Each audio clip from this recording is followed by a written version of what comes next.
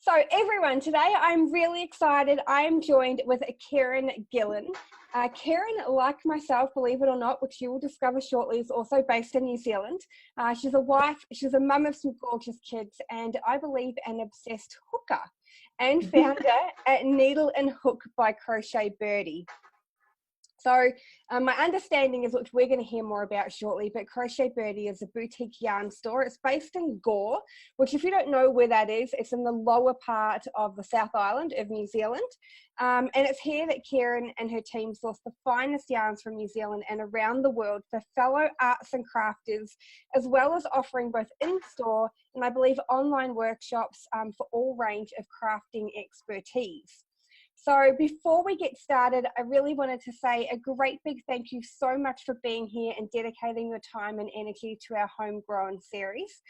Sharing with us a bit about, who you are, your story, how you got into doing what you're doing, and of course, some of the challenges in life or business that have come along the way. So thank you again for being a part of this. My pleasure.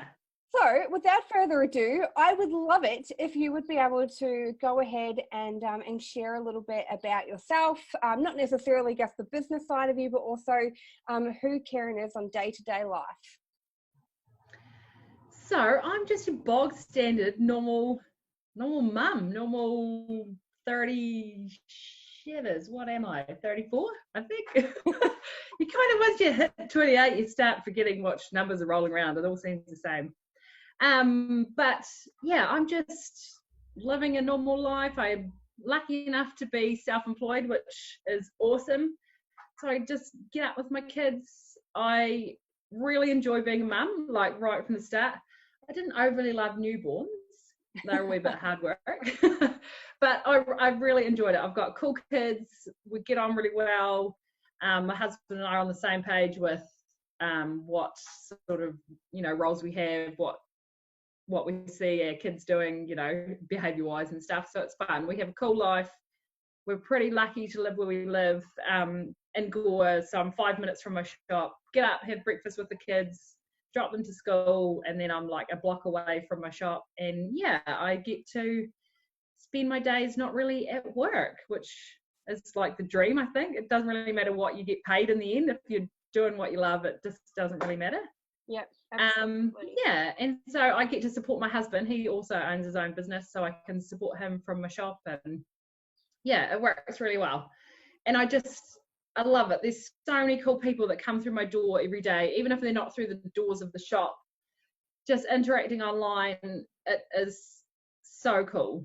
And you kind of, when you're building a brand and that brand is you kind of don't realize how people idolize you a wee bit, and they're just quite excited to get in the shop sometimes. You kind of like, they'll look at the patterns or something and see that it's me behind the shop, and they're like, oh, far out, is that you? I'm like, yeah, I'm just like bog standard. And I think maybe even for more famous people, it still would be like that for them. It incrementally gets a bit bigger, and you just are like, I'm still me, like a normal old person doing their thing. I love it. Yeah. I love it. So have you always been, do you do knitting and crochet, or mainly crochet? So I learned crochet when my wee girl Regan was born. She's about to turn 10. And she was a super settled baby. I was bored out of my mind. Like, there's only so much cooking and housework to be done, and they're newborns, they don't create much mess. So I learned crochet with YouTube, and have crocheted flat out, and I actually really hated knitting. And it wasn't until like a year, 18 months ago, that I learned to knit, and now, yeah, I'm not sure which project I want to do basically each night, because I love them both. They've both got wicked qualities about them. But yeah, I just absolutely love slow craft and how it can help your mindset, it helps your confidence. When you make a thing with your hands, you just really value your time and your effort, and where that stuff's come from that you've used to make it with. You kind of just gain a real appreciation for, like, even just how they've made the wool. Like, it didn't come off the sheet like that. Like, it's had such a journey to get to that little cute ball of wool. And then when you see someone like, or something, like if it's a blanket or if it's a hat and it's on someone, you're just like, holy hell, I bloody made that. So yeah, it's incredible. And I just like through my workshop, so I started teaching people. I had all the wool at my house, like we had no wardrobe spaces. And I used to take all my suitcases down to a local cafe and sit up there on their couches and stuff, and they're really accommodating. And just to see, like, I can make things for people, but giving the people the power to make things, it's like that old proverb about teaching someone to fish. You could give them a fish, but there's only one fish. If you teach them how to do it, they're sorted. And so, like, I'd have all sorts of people, like, because I'm quite outwardly confident, and to see someone who wasn't that confident, like, they'd arrive at my workshop and they'd instantly be saying, oh, I'm really terrible at this. And I'm like, well, you've signed up and you've paid to come to this, so you obviously don't think you're that shit. Yeah. And they kind of have a wee light bulb moment, like, maybe I do think I can do it, you know? And it's just so cool to watch their journey. And then they'll come back and they'll do, do next level stuff, and then they're on to creating like little boots or quite technical things. And it's like, man, look how far you've come in this short distance. Like, and people really underrate it, like, oh, it's only crochet. I'm like, no, it's not. This is like a skill. You've got this. If everyone could do it, everyone would be doing it. Yeah. But yeah, that's the biggest thing I love about it, is watching people progress and the path they take. So very cool. I love how passionate you are about this. Like, there's so much passion and excitement and energy coming through from you. And it's, I guess, not so much the crochet and the knitting itself, but the journey behind it and the skills and the personal development that people get through taking and learning something new. Yeah. And I think sometimes, because we do, lots of people do downplay it, but because it's such a downplayed craft, that when people see it happening, they're kind of like, far out, this is quite technical. And the more people I teach, the more I've realized how good I am at crochet, and it's probably helped me to value my end products a lot better. Yeah. And then even the people that are wishing to buy my end products, they'll think, oh, I'll just give it a go, it's only crochet. And then they try and have a go and they're like, oh, far out, like, that's actually really good. I have a friend who is a very good crocheter, and I've been looking at a lot of her items of late. She has got a small business and she's donating some of her proceeds to the Australian bushfires. And awesome. So I have been in awe of her collection, because I personally don't know anything about crocheting or knitting, but they're absolutely stunning. So, your items would be exactly the same. And you're so right, is that we so underestimate as a consumer the work that goes into actually creating that piece, probably with a lot of things in life, but specifically right now talking about crocheting and knitting, and the journey that people go through to learn all of that. But it's cool that you've kind of outlined that journey, but also you further along understanding the other side of it, which is awesome too. Yeah. And see how far you've come. I know. And it's just, you do have to sit back and appreciate, like, especially in my courses, there's always like the first hour, or my workshop, sorry, the first hour is always quite awful for people, especially when it's their first one. But I always crack up and I'm like, soon you'll have the appreciative pat. And they're like, what? And in about like 90 minutes or an hour or so, people kind of sit back and, they're like, oh, they're like patting what they've done. And I'm like, holy moly. And it's, you can see them like cogs going around, and they're like, holy shit, like, I've achieved this with a little hook and a piece of string, and it's made this thing. And yeah, it's just kind of brings stuff right back to the fundamentals of how it's actually made. And then they'll look at like a towel or something and never look at it the same again. They're like, wow, that's like bits of fabric, bits of string built together to make the fabric. I'm like, exactly. Like, we might do it with machines now, but kind of, it's really gone right back to see how things are created. Yeah. Oh, I love it. Yeah. I love it. It's absolutely wonderful. So you kind of mentioned that, well, obviously you had no intention of starting this business. This was not a because it really came about when you had your firstborn, and were blessed with the wonderful first child. So I guess, there are other women out there who are either going on maternity leave or they're in maternity leave, and they have this wonderful idea, I'm going to go and start my own business. sometimes because they don't want to go back to work, sometimes, you know, I guess lifestyle change or whatever it could be. But having, I guess, gone through your journey of, you know, you found something that you loved, it kind of, I guess, built, and then you thought, why not? I'm going to go and, you know, create a business out of this passion of mine. Do you have any advice for these women out there who are thinking about starting a business while having a young family? I would say definitely try and like build it first. Like I was lucky enough to have the income of my husband, which was awesome. And I got the chance to, I reckon maternity leave is an amazing time just to reset your values. And, you know, you don't often get the chance again to get the time like that, just to think, actually, I'm going to do something completely different. And so I built it up while I was on, so I wasn't on maternity leave, I just quit my job, which is pretty cool. I did that too. Tick. Yeah. And I like my background, I should say career, but it's not really a career. My background's admin. And that's kind of something that you can come and go from lots, which I was lucky with. So I built up my Facebook, and then I got a website going.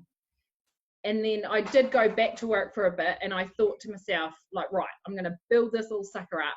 And once it gets so crazy busy with work and with the kids, then I'm going to quit my job. And just because, if you've got the passion, just trust in yourself. And sometimes, like, I have no idea if I'm on the right track. You've just kind of got to trust that you're on that track for a reason. And sometimes it's not the right track, but you've got, like, there'll be a lesson behind it. And if you feel so passionate about something, then just go for it. You'll find the right way. And lots of people are like, oh, but I don't know how to build a website, and oh, but I don't know how to do this. But you can find the answers to most stuff. You can't find the passion for something out of a book, you know? If you're loving it, then just let it become whatever it's going to become. It's quite similar, really. Like, if you talk to a lot of large company CEOs or recruitment teams, they say they hire a lot of the time based on, you know, who they fundamentally are as a person and how passionate they are, not on necessarily skill set, because they believe that they can teach skill set. And it's kind of exactly the same starting a business. If you've got the passion, you can learn the skill set. Because if you talk to anyone in business, no one knows what they're doing. We just all kind of fumble our way along and learn along the way. And I know, and you've just got to really back yourself, because nobody else will back you like you can back you. You know, you'll have heaps of supporters and stuff, and you wouldn't ever get where you are without your supporters. But if you don't think that you can do it, you know, like, often you'll have this big end game dream, but nobody gets the end game like right there and then. Everyone chips away, and just take it as it comes and see how it goes. Yeah, absolutely. Now, Karen, did you have any big challenges that you had to I guess, have had to face over your time in business? I'm going to assume it hasn't always been smooth sailing. Yeah, I definitely had. I had a massive challenging year last year. Retail's a funny fish. I know how to crochet, and I know how to talk to people, but I opened a shop and I didn't really realize I didn't know how to sell stuff. So I've kind of, in like 2019 has been a big challenge for me, because when you first launch something, you get a big amount of momentum of first opening a shop, you know, and you kind of ride that wheel for a while, and then you're like, holy crap, I've got to keep this thing going. And so like a child, it's great when you get like, oh, now I've got them forever. Shivers. And so I think I just had to deal with quite a bit of mindset issues myself. But I'm quite outwardly confident, but outwardly confident, but I'm quite self-conscious all at the same time. And when people perceive you to be confident, they just think you've got it in the bag, but you're kind of working on your own demons in the background.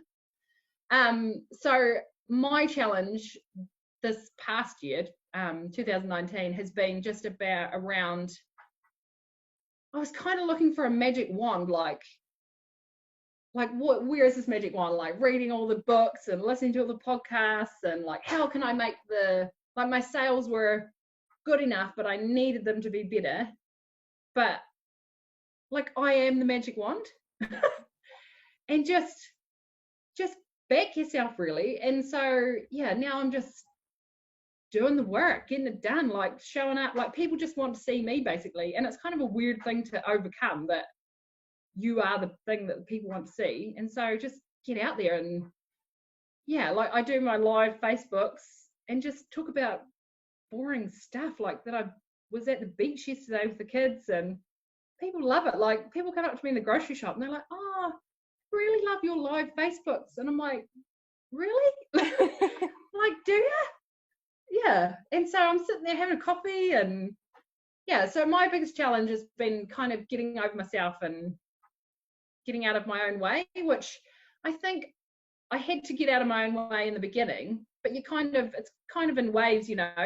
You don't realize that that's what you're doing, and then you think, oh, how can it be so hard? And but yeah, so in the last month or two, I've been working really hard on just focusing on what is working, what is giving me good energy, and what is not. Get rid of the what is not, and it creates more space for what is. So yeah. I think a lot of people, I think this is going to really resonate with a lot of our audience, because especially, I don't know whether, I can't speak for a man, I'm not a man, I don't talk to so many men in business, but we definitely go through a phase where we think we need to learn all the things. And it's because that one thing is going to help us be successful. Like, that must be the secret that we're missing. Yeah. And I feel like there is a lot of marketing that comes at us like that as well. You know, you have to launch a podcast, you have to be on Instagram, you have to be on LinkedIn, you have to be doing this, you have to be marketing here, you have to be, you know, there's all this stuff that keeps coming at us, telling us to do all of this stuff. When it's like, as you kind of just said, it's like, well, you can learn all of that stuff, but it doesn't save you, you do. And as a small business owner, people want you, not all of the fancy things. They just want to get to know you and see you. And it really is that simple. So to do more of you and not hide behind all of the things so much, and just keep talking to people and connecting with them. Yeah. And once you realize that it's you, your energy starts building, and you start doing all the things anyway that were freaking you out that you had to get all done. Yes. Yeah. And the more you do, the more you create. So then you've got more content. And it's crazy, because as soon as you Google, like, how to grow your email list, your Facebook and your everything is flooded with more ideas on how to get it. And then you're just totally overwhelmed. And you're kind of like, oh, I didn't realize I was so bad. Why are you advertising this so much to me, you know? So I think the more you back yourself and just do one thing and try to just do one thing right, then you'll feel good off the back of that, and then just everything sort of flows off it. Yeah, I completely agree. Yeah, we focus on the one, and then instead of the all. Yeah. We are one person, not many. Yeah, and we can only do one thing at a time. Like, even me with making my items, like, I got so overwhelmed in the first sort of 5 years of my make list was like 12 weeks out. Like, someone would order a blanket and throw a complete spanner in the works, and I'll be like, oh my god, I've got like 70 hats to make. And as soon as I'd post a picture, like, most people would just want that hat, and I'd get so bored of making that one hat. But now the more people, then I started focusing on teaching the people, and now I don't have to worry about making the things, because the people get to make their own things. So you can't do it wrong, I don't think. There's always a reason for why you're on that journey at that one time, and you don't see it until after the fact. But then you're kind of like, thanks, that was the reason. Hindsight, it's a beautiful thing. I know. Yeah. Now, I guess, Karen, a big purpose behind the Homegrown series is champion of change. And I really believe that all of the amazing women that have been a part of the series are champions of change, because they have taken their own dream or something that they love doing, whether it be a product or a service, and they've decided to go out there and chase that, and to start a business, grow a business, and just juggle all of life along the way as well. But I'm curious to know, what does championing change mean to you? Well, I wrote a wee bit here, but I think for me, championing change means like pushing the boundaries and just always appreciating that everything's always evolving. Like there's always something new. I hear a lot of people, not just business people, but customers of mine. Like I've just launched my online courses, and I've got a lot of people like, oh, you know, I'm not very good with the internet and stuff. I'm like, well, come on, it's 2020. You kind of got to get good with the internet. But just like I've got a great auntie who's like 94 and she's on Facebook. Wow. Just because you're young doesn't mean you shouldn't know how to knit. That's not just an old person's thing, and Facebook is not just a young person's thing, you know. It's all about how you perceive the world and what your mindset's about. And just because I know how to Instagram at the moment, there's a new thing called bloody TikTok that now I'm supposed to get to know how to use that and use that as a marketing tool. And just championing change is, you know, just go with it. If it feels like it's right for you, go with it. Like I'm not on LinkedIn, and I don't do Twitter and blah, blah, blah. I just do what works for me, and I'll change as I see fit for me, you know? Yeah. Follow what works for you. Yeah. Follow what gives you a hell yes. If it's a hell no, then don't go for it. Yeah. Love that. Thank you. Now, my final question to you would be, Karen, is that if anyone is watching our time together or our interview and, you know, your story has resonated with them a little bit and they are thinking, oh, I've got this passion that I love too and I might go start a business and would love to ask you for some advice. Or maybe they, I guess, would be really keen to look at your wool and the other items that you sell or your online workshops. How would someone get in touch with you or go and check all of this out? They can go and find me at needleandhook.co.nz, or if they happen to be lucky enough to be in the deep south in New Zealand, definitely call in and see me. I've got a visitor's book, and the last person who signed my book had just been in Antarctica. Oh. I was so impressed. Never met anyone from Antarctica. She was originally from California, but from Antarctica for 6 months. But yeah, I would love to see people in person. If you are cruising through Gore and want to have a chat with me and just pick my brain, feel free to flick me a message first, and I'll always have the jug on. It's a wool shop. Like, they're the most casual things in the world. The jug is always on. There's plenty of tea, plenty of coffee. And yeah, I like going back with my Facebook lives. I'm just a normal person, so don't feel like I'm not approachable, you know? And I think hopefully with teaching people online and in person, people do realize that I am really approachable, and I'm super casual. Like my online courses, I swear and I make mistakes and I'm like having a coffee and my nails aren't perfect, and you know, I probably should have my nails done because it's a like bird's eye view of my hands. I probably should use it as a business expense, but anyway. But yeah, feel free to message me either on Facebook or Instagram. It's search Needle and Hook and you'll find me. Awesome. And you forgot to mention that person will also get some amazing South Island Southern charm, because South Islanders have got the best personalities and, you know, always up for a good time. Oh, we are. We had some, it's gorgeous couple in from, I get a lot of husbands in that are looking around like, oh God. So I've got like some fishing magazines and stuff for them. They can sit and have a read of a magazine. And this one lady in particular came because I stocked Likey needles and hooks. So they're this awesome brand. They're slow crafted. They're made out of driftwood. And anyway, she had hunted them down in New Zealand and saw that I stocked them, and she came and I was like, oh, sorry, we sold out of that particular set, and she was devastated. And the lady that works for me was in the shop as well, and she was like, oh, look, you can have mine. And this husband was like, you would not get that anywhere but in the South Island. So and he was like, are you actually going to sell your set of needles? And she's like, yeah, I'll order another one, don't worry about it. Oh, I love it. It's so cool. It's so and it's just so normal for us, so we don't really realize that we're going like the extra mile. Yeah, it's weird. It is. South Islanders are the best. Oh, cute. Karen, I will let you get going, but thank you again so much for your time today. I have loved hearing more about how your business eventuated and how it definitely wasn't something that was planned. It just kind of happened, and how it continues to, I guess, grow that way. And of course, you know, through different strategies, but really believing in yourself as well as, you know, backing yourself to try different things. And as you mentioned, if it's a hell yes, do it. And if it's a hell no, then don't. No. So thank you again. And I wish you the best of luck for the rest of 2020 and have a wonderful rest of your afternoon. Thanks so much for having me. It's been great talking to you. You're welcome. Bye.